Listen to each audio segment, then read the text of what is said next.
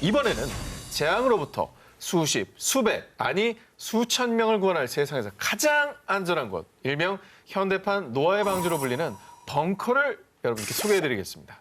자, 바로 미국의 비보피 엑스포인트. 그 어떤 재난, 재앙에도 끄떡없이 무려 약 5천 명을 구원할 수 있는 세계 최대 규모의 벙커 마을입니다. 벙커 마을이요? 5천 명을 수용한다고요? 미국 사우스 다코타주에 위치한 비보피 엑스포인트는요, 무려 575개 벙커로 이루어져 있는데요. 1967년까지 미 육군의 폭발물, 탄약 등을 저장하던 군용 창고를 2016년 세계적인 벙커 제작 업체에서 매입, 이후 최대 5천 명을 수용할 수 있는 세계 최대 규모의 벙커 마을로 개조를 한 겁니다. 폭발물을 보관하는 군용 창고면 뭐 안전성 면에서 믿음이 가네요. 네, 그거 이렇게 터지면 절대 안 되는 거예요. 떨어지더라도 안전한 네. 거죠. 575개 각 벙커는 물, 가스 등의 투과를 막기 위해 콘크리트와 강철로 구성이 되어 있어서요. 핵폭발, 생화학 무기, 강력한 지진에도 끄떡없다고 하고요. 와. 또 넘사벽 스펙이 또 있는데 예를 들면 폭탄 100톤이 터지면 네. 500m 의 콘크리트 건물 절반이 초토화된다고 하는데 근데 이 위력의 2배 이상을 버틸 수 있다고 합니다. 그리고 이 벙커에는 5천 명의 사람들이 무려 1년간 문 밖으로 나오지 않고도 생존 가능하도록 식량뿐 아니라 의료시설 등 생활 요건이 갖춰져 있다고 합니다.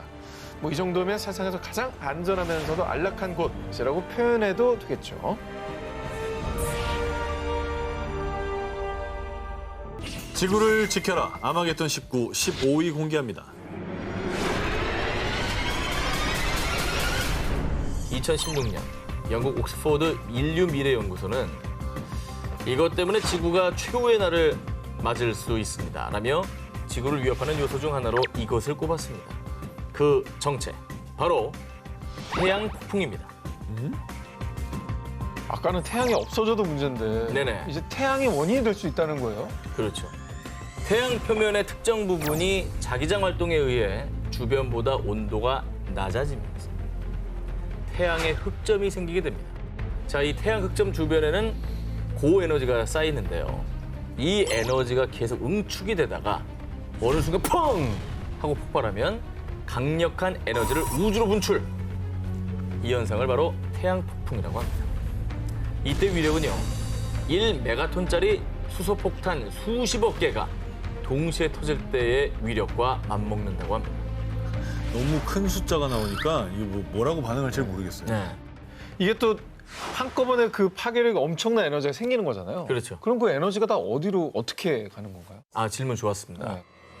거대한 태양 폭풍이 발생하면 막대한 방사선이 채 10분도 안 돼서 지구에 도달을 합니다. 어머. 10분도 안 돼서요. 야, 최악의 시나리오는요. 만약 그 태양 흑점이 한 개가 아니라 수십 개가 동시에 폭발하면 태양 폭풍이 지구의 자기장을 교란시켜 지상의 전력망, 모든 전자기기 작동이 중단되는 것은 물론이고요. 자, 얼마나 끔찍한 일이냐면요.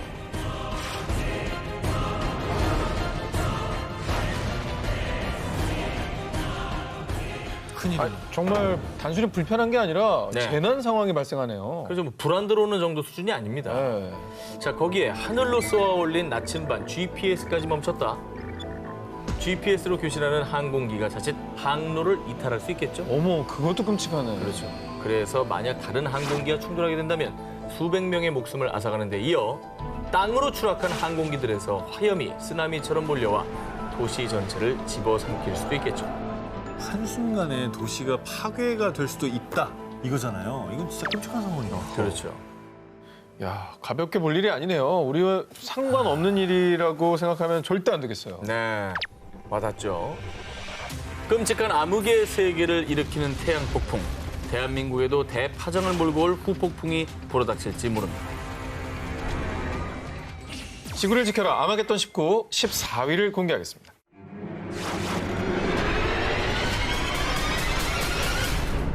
세계가 파멸하는 날, 이른바 아포칼립스를 대비해 스스로를 지키기 위해 나선 사람이 있습니다. 미국 뉴햄프셔주에 사는 알렉스 메이슨. 그런데 놀랍게도 말이죠. 그의 나이는 19살입니다. 19살 메이슨은 8년 전인 11살부터 지구 종말에 대비해왔습니다. 자, 2012년 전 세계에서 일어나는 각종 재난재해 뉴스를 접하며 문득 섬뜩한 생각이 든 건데요.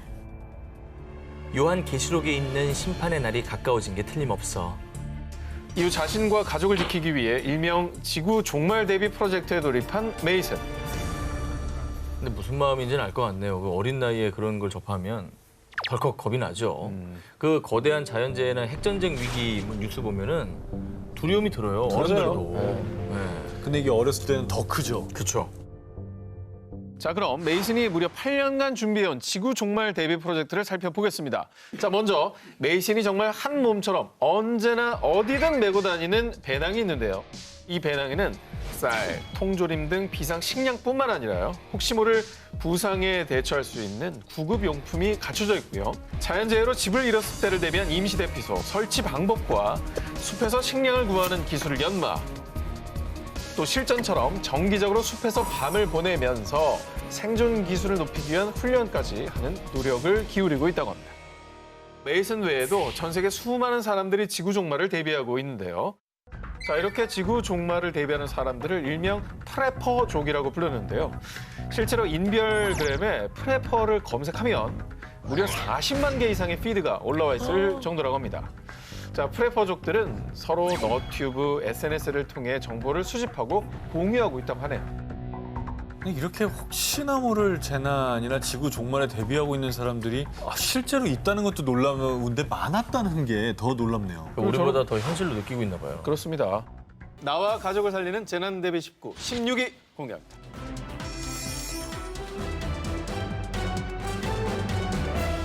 작년 7월 중국에선 태풍 네타팍의 영향으로 침수, 붕괴, 산사태 등이 일어나 무려 60만 명이 넘는 이재민이 발생했는데요. 그 중에서도 특히 중국의 남부지방 장시성에 위치한 포양호 근처 한 농촌 마을에서는요. 무려 600만 평이 넘는 논밭은 물론 약 6천 명의 농민들의 생활 터전까지 물에 잠길 위기에 처했는데요. 자, 그런데 이 대위기를 악물고 견디며 농민들의 생명과 재산까지 무사히 지켜낸 영웅들이 있었습니다. 바로 중국의 군인들인데요. 당시 대민 지원을 위해 이 마을에 온 군인들은요. 모래주머니를 쌓아 넘치는 호수를 막기 시작했지만요. 쏟아지는 어마어마한 양의 물을 막을 수가 없었습니다. 어떻게든 농민과 논밭을 지켜야 한다. 우리가 몸으로 댐을 만들어 침수를 막자. 자, 먼저 여단장이 논둑으로 뛰어들자 부하들도 구명조끼를 갖춰 입고 그 뒤를 따라 직접 자신들이 인간 모래주머니, 인간 댐이 되었고요. 야, 직접 몸으로 거센 물살을 견딘 시간만 무려 6시간. 오직 농민들을 위해 이 악물고 버틴 인간 댐 덕분에요. 무너졌던 논둑은 그야말로 기적적으로 저녁 무렵 복구를 모두 끝낼 수 있었고요. 인명피해를 막은 것은 물론 농민들의 생명과도 같은 벼도 지켜낼 수 있었다고 합니다. 야, 진짜 상상도 못 해봤습니다. 예. 자, 그리고요. 네. 미국 남부의 도시 뉴올리언스에는요. 온 도시를 마비시킨 재해 속에서 혼자의 힘으로 무려 약 244명의 목숨을 구해낸 영웅이 있었습니다. 자, 존 켈러 씨가 바로 그 주인공인데요. 해병이었던 존 켈러는 은퇴한 이후 뉴올리언스의 5층짜리 아파트 꼭대기층에 살고 있었습니다. 자, 그러던 2005년 8월 29일 미국 역사상 최악의 재난으로 기억되는 허리케인 카트리나가 뉴올리언스에 상륙하고 맙니다. 카트리나는 뭐 지금 들어도 무섭습니다. 예. 정말 너무나 살벌한 자연재해였죠. 자, 카트리나 때문에 존 켈러가 살던 아파트는 물론 도시 대부분이 물에 잠기며 외부와 고립됐고요. 주민들 사이에선 식품이며 생필품, 약탈도 빈번해져 도시 전체가 대혼란에 빠지고 말았습니다. 자, 그런데 존 켈러는 다행히도 집에 카약이 있어서 좀 더 안전한 곳으로 피신할 수 있었는데요. 하지만 그는 아파트에 그대로 남기로 결심합니다. 그 이유는요. 당시 존 켈러의 아파트에 고립된 244명의 주민들 때문이었는데요. 그중 3분의 1은 거동이 불편한 노인분들이었고요. 아이고. 자, 그래서 존 켈러는요. 먼저 젊은 사람들을 모은 뒤 근처 상점까지 함께 수영을 해서 불 피울 연료며 아이스박스를 챙겨왔고요. 아파트에 있던 모든 음식과 물을 한데 모아 저장하고 요리를 해서 공평하게 나눠드렸습니다. 마침내 병원에 환자들을 이송하기 위해 지상으로 내려온 미군의 헬리콥터와 만나게 됐고요. 그렇게 아파트에 고립된 지 무려 6일 만에 드디어 구조 헬기가 도착해 아파트 주민들을 구조해낼 수 있었다고 합니다.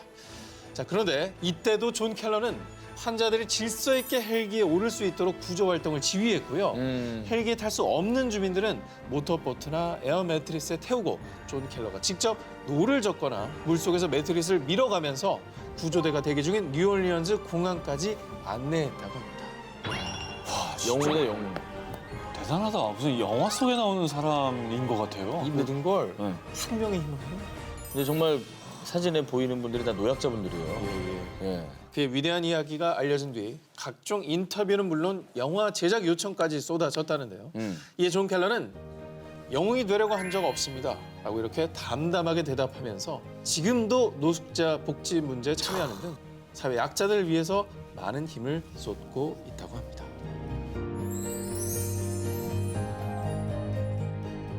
특집 나와 가족을 살리는 재난 대비 식구 14위입니다.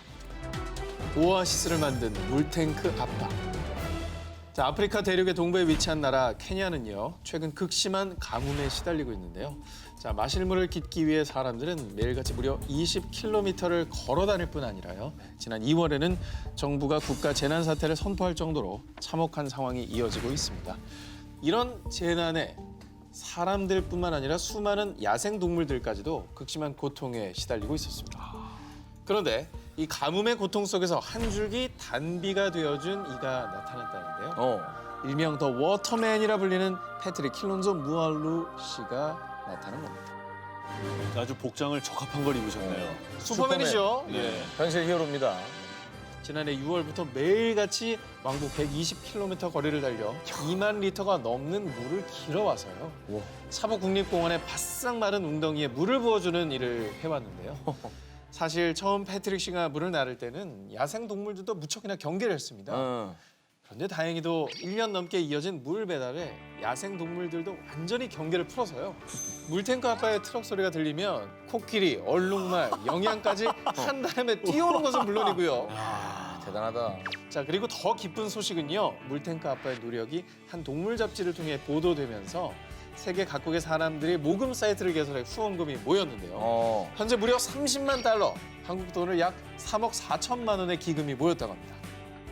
아니 전 트럭이 올 때 동물들이 정말 떼지어서 달려오는 광경을 상상해봤어요. 조건만 사죠. 아, 허블러프 싫어. 그러니까 네. 보이지도 않던 데서부터 애들이 뛰어와가지고 얼마나 목마르면. 그러니까